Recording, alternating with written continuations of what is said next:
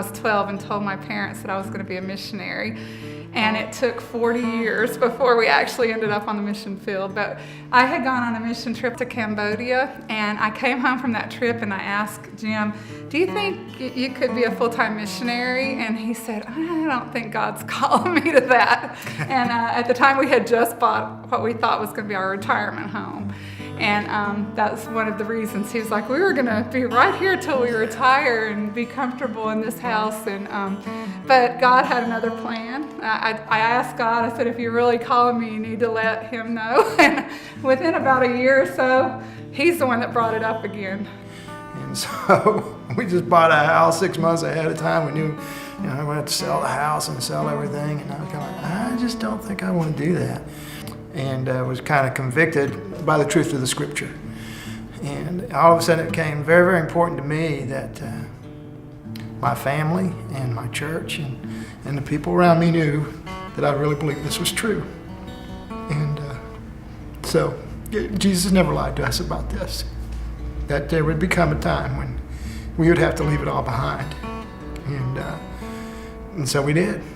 And it was really a lot easier than I thought it would be. And actually it was very freeing.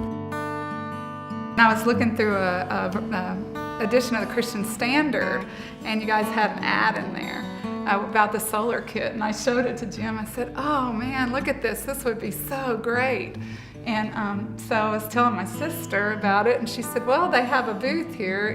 Good News has a booth here. Let's go find them. And so we did, and they had one of the little kits set up there.